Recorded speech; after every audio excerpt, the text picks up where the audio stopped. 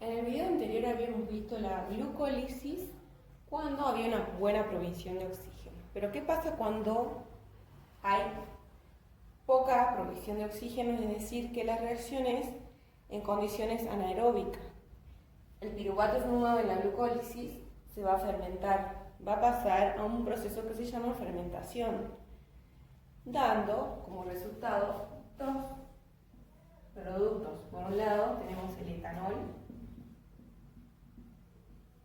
que es un alcohol, y por otro lado tenemos el dióxido de carbono, que se van a formar dos moléculas de dióxido de carbono por piruvato formado. Tiene un rendimiento de 2 ATP. Entonces vamos a poner acá rendimiento energético 2 ATP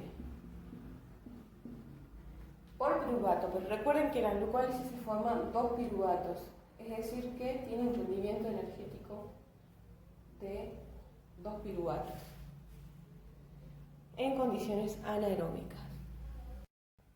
¿Qué pasa cuando hay una buena provisión de oxígeno? Cuando hay una buena provisión de oxígeno, o una adecuada provisión de oxígeno, el piruvato formado en la glucólisis se va a descarboxilar. Es decir, que se va a quedar sin los carbonos y se va a formar un compuesto energético que se llama acetil-CoA. El piruvato formado en el citosol, en la glucólisis, se va a descarboxilar y va a ser transportado a la mitocondria. Entonces va a ingresar a la mitocondria.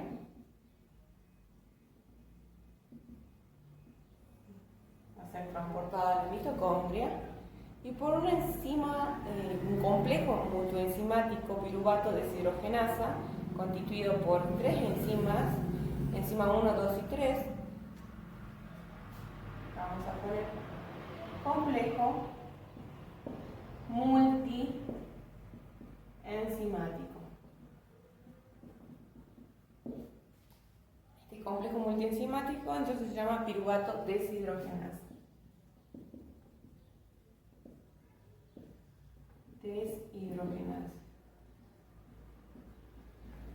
Y actúan 3 enzimas, enzima 1, enzima 2 y enzima 3. Lo que va a pasar es que como recuerden que las enzimas deshidrogenasa utilizan transportadores de electrones NAD,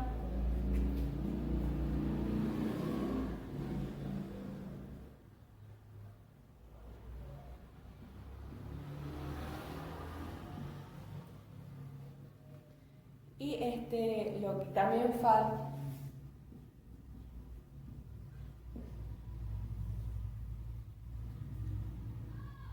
Y los FAD y los NAD, van a transportar los electrones a la cadena respiratoria, se van a unir y van a formar, se unen al oxígeno en la cadena respiratoria y forman agua.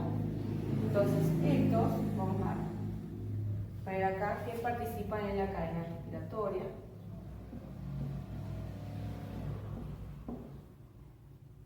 Uniéndose al oxígeno, estos hidrógenos, estos protones que retiran de esta reacción, se unen al dióxido de carbono y forman agua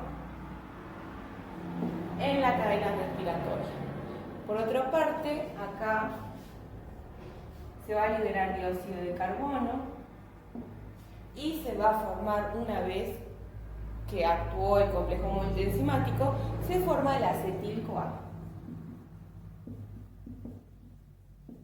¿Qué va a pasar con este acetil-CoA? Va a ir a parar al ciclo de Krebs.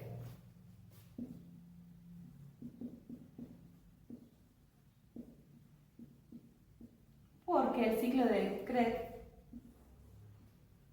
ahí van a parar todos los acetatos activos, los acetil-CoA activos. ¿Sí? Es el punto final de los acetatos activos. Este tipo de descarboxilación tiene un costo energético de 3 moles de ATP.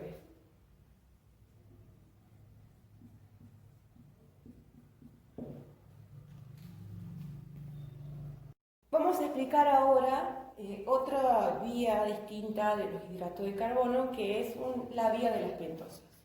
Voy a explicar cuál es la importancia biológica y esta vía, el 20% de los hidratos de carbono van a ingresar en esta vía alternativa llamada vía de las pentosas, que va a desempeñar dos funciones muy importantes.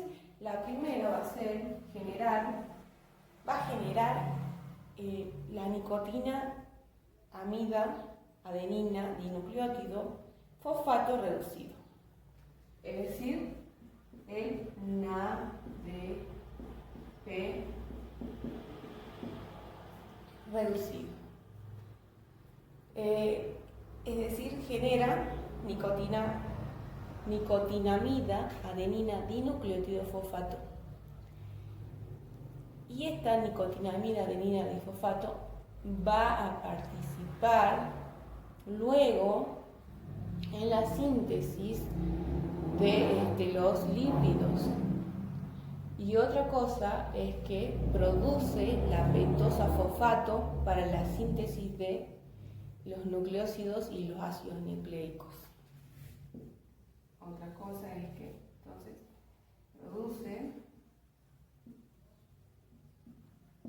va a producir las pentosas fosfato.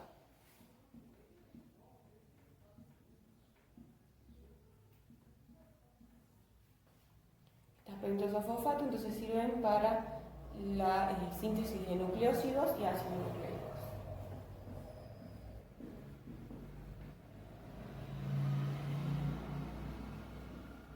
Ácidos nucleicos. Fíjense qué importante es esta vía de las pentosas. Si bien solamente un 20% ingresa a esta vía, pero es muy importante porque una que participa en la síntesis de nucleósidos de ácidos nucleicos y otra también que participa en el metabolismo de los lípidos. El proceso resumido, en la primera etapa, la glucosa se fosforila y sufre dos oxidaciones. Una de ellas es una descarboxilación que la va a transformar en una pentosa fosfato y va a liberar dióxido de carbono.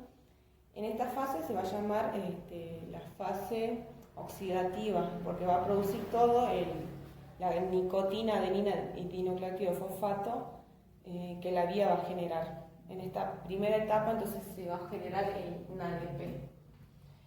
Y en la otra etapa, en la fase no oxidativa, se va a formar las aldosas y las cetosas que por redistribución va a formar finalmente el gliceraldehído 3-fosfato.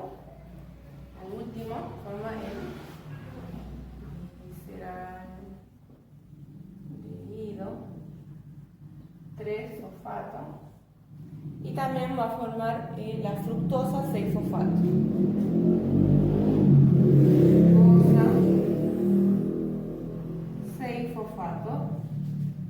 Esos dos compuestos que ambos son intermediarios de la glucólisis, es decir que acá participan la glucólisis, son los intermediarios de la glucólisis. Esos son las principales, lo más importante de esta vía de las pentosas. Esta vía de las pentosas también se genera en el citosol. Y entonces vamos resumiendo, ¿para qué me sirve esta vía de las pentosas? Los hidrógenos captados por los NADP en la primera fase se van a utilizar para la síntesis ¿de qué? De los ácidos grasos en el hígado, el tejido adiposo, las glándulas mamarias.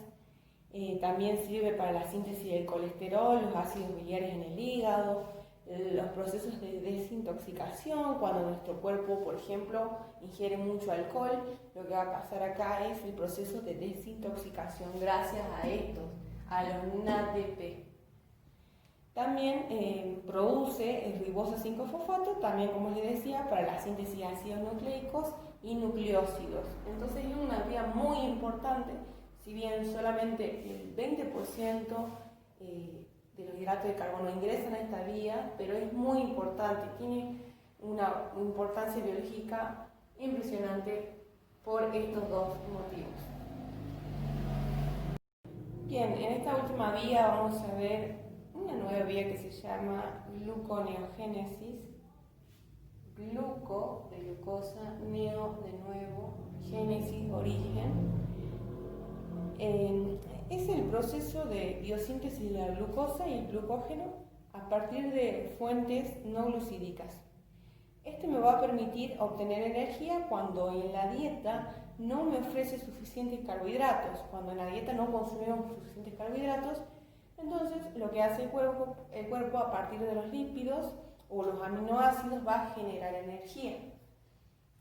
Entonces vamos a colocar acá síntesis de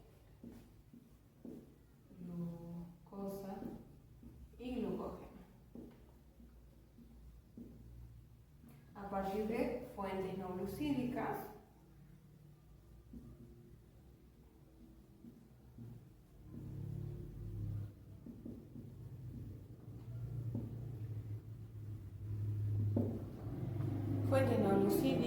como por ejemplo los aminoácidos y los lípidos.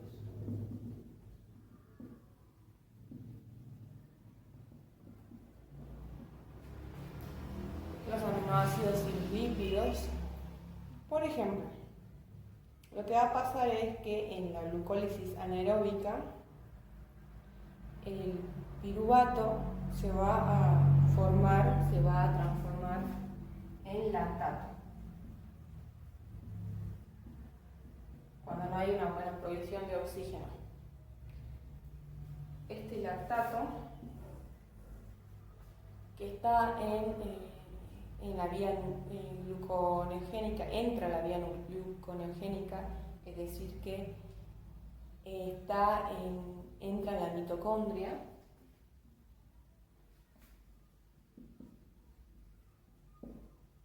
Este es el proceso resumido. Entra a la mitocondria y se va a transformar en piruvato. Tengan en cuenta que el lactato proviene de los procesos que no tienen buena provisión de oxígeno. Entonces este piruvato, lo que va a pasar es que gracias a la enzima lactato deshidrogenasa se va a formar el oxaloacetato.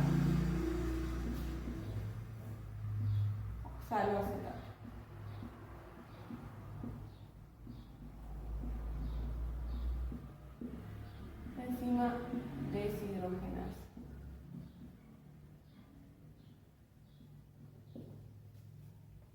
Se forma el oxaloacetato.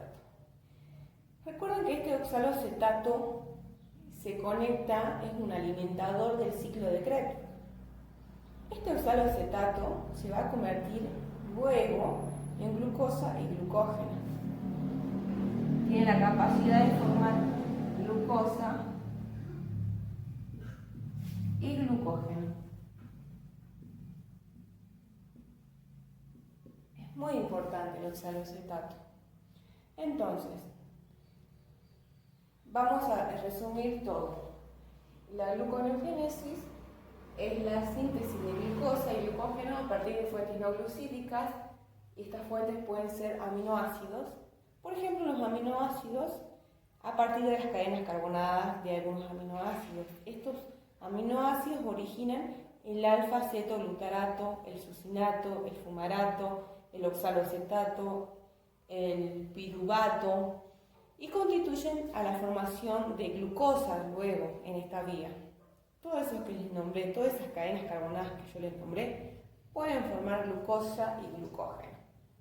Ahora, el acetil-CoA no es glucogénico, ¿sí? Eso tienen que tenerlo en cuenta, no es glucogénico, ya que es oxidado completamente en el ciclo de Krebs, porque ingresan todos los ciclos acetil-CoA, ya sea de lípidos, ya sea de hidratos de carbono, ya sea de proteínas, y lo oxida totalmente. Entonces el acetil-CoA no es glucogénico. Los ácidos grasos, por ejemplo, son oxidados a acetil-CoA, tampoco no son glucogénicos. El glicerol derivado de los lípidos, es el único que es glucogénico. Ya vamos a ver cuando veamos una vía metabólica en lípidos. Esta vía metabólica en lípidos da como resultado al glicerol. Este es el único que puede entrar a esta vía, al igual que las cadenas carbonadas. Las cadenas carbonadas, entonces, de algunos aminoácidos, de los que las nombré recientemente, pueden ingresar a esta vía y también el glicerol. No así el acetil-CoA.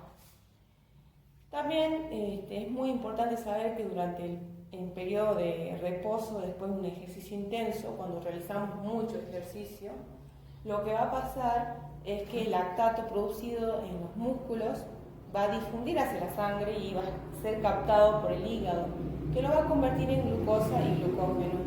Entonces, en esta etapa, cuando vuelvan a ver el ciclo de Cori, lo van a entender mejor, porque en esta etapa lo que se va a producir es la gluconeogénesis, por ejemplo, en el músculo. Entonces, acá vamos a finalizar algunas de las vías de los hidratos de carbono. Antes de finalizar el tema de hidratos de carbono, vamos a ver algunas cuestiones que debemos tenerlos en cuenta. Por ejemplo, ¿por qué el acetil-CoA es un intermediario metabólico? El acetil-CoA es un intermediario metabólico porque participa en la descarboxilación oxidativa del piruvato, también participa en las oxidaciones de ácidos grasos, que vamos a ver más adelante, también participa en las cadenas carbonadas de los aminoácidos y utiliza la síntesis del colesterol, o sea, es utilizado en la síntesis del colesterol de los ácidos grasos, entre otros. Por eso es que el acetil-CoA es un intermediario metabólico, porque participa en varias reacciones metabólicas. Otra cosa que debemos saber es que el ciclo de Krebs se produce en la mitocondria, ¿sí? Y que el ciclo de Krebs, el papel fundamental, ya que estamos hablando de acetil-CoA,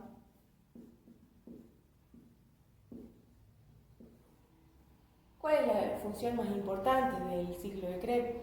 Es degradar todos los acetil-CoA originados a partir de hidrato de carbono, ácidos grasos y también algunos aminoácidos o otras sustancias. Esa es la importancia funcional que tiene el ciclo de Krebs. Para eso sirve el ciclo de Krebs. Otra cosa es que la enzima activadora de este ciclo es la piruvato descarboxilasa, activada por acetil-CoA. Es decir, que la acumulación de acetatos activos va a promover la formación del oxaloacetato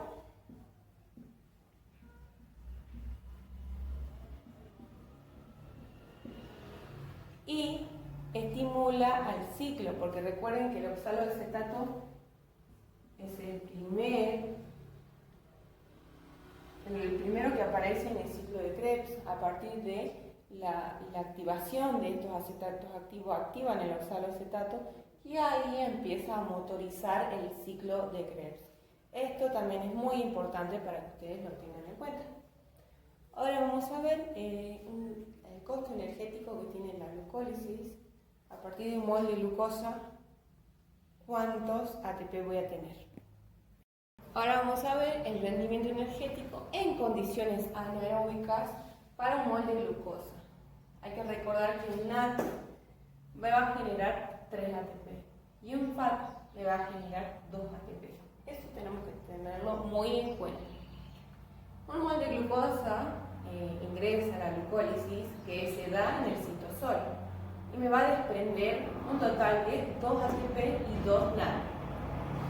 Y vamos a contar, vamos a hacer un conteo total recordando que por NAD son 3 ATP, tenemos 2 NAD, 3 más 3 son 6, más 2 ATP producidos, en total son 8 moles de ATP.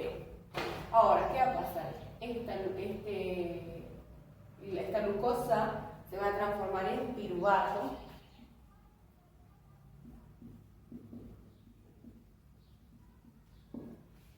y este piruvato va a entrar a la descarboxilación oxidativa.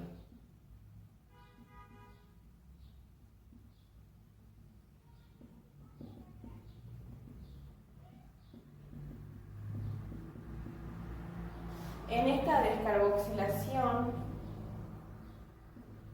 oxidativa, ahora, siguiendo, estos NAD y estos FAD van a ingresar, recuerden que van a parar a la cadena respiratoria todos los hidrógenos que han recaudado de todas las reacciones.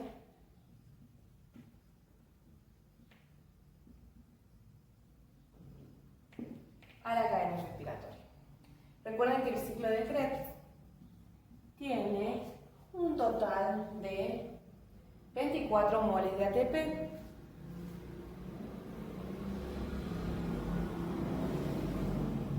Porque por cada piruvato formado, por cada vuelta al ciclo, es decir, por cada acetil-CoA ingresado, son 12 moles. Pero recuerden que entran 2 acetil-CoA, porque recuerden también de que acá tenemos 2 piruvatos, porque por glucólisis, por glucosa en realidad se forman 2 piruvatos, entonces se forman 2 acetil-CoA. Por ende, por cada vuelta del ciclo, es decir, por cada acetil-CoA que ingresa, se forman 12 ATP, pero yo ingreso 2 acetil-CoA.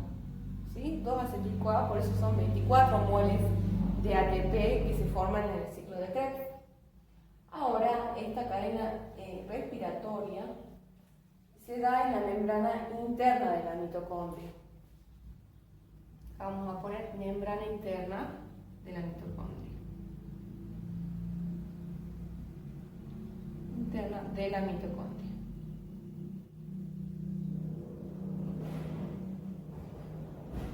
Para representar la cadena respiratoria, recuerden que hay un paso, es decir, que en esta cadena respiratoria lo que va a ocurrir es que hay muchos protones formados, muchísimos protones formados, entonces acá voy a poner así.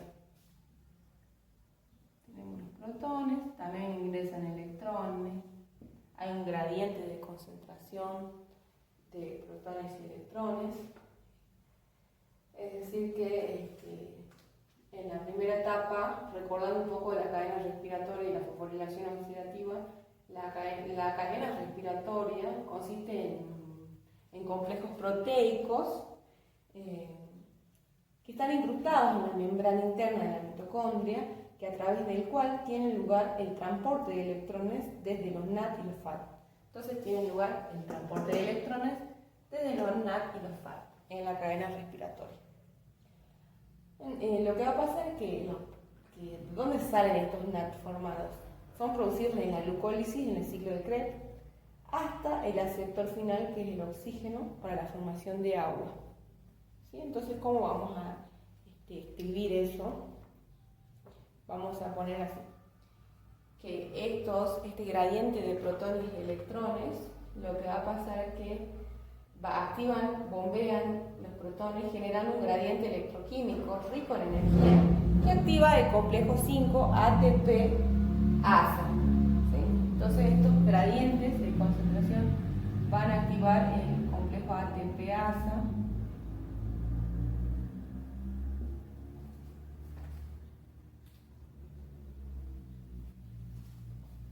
ATP sintasa. Es el complejo 5. Es el complejo 5 de la cadena respiratoria. Esta parte de la activación del complejo se llama fosforilación oxidativa. Ahí se da la fosforilación oxidativa porque se va a producir la síntesis de moléculas de ATP finalmente. Entonces se activa el ATP y se genera la síntesis de ATP. Va a generar muchos ATP y se va a activar entonces esta fosforilación oxidativa. O sea, acá podríamos poner la fosforilación oxidativa, donde Entonces, la fosforilación oxidativa es la sector del oxígeno y finalmente se forma agua, libera agua. El receptor final en la fosforilación oxidativa del oxígeno. Ahora, ¿cuántos moles de ATP genera por mol de glucosa? Vamos a ir contando. Y vamos a decir que se forma un total de 38 ATP por un mol de glucosa.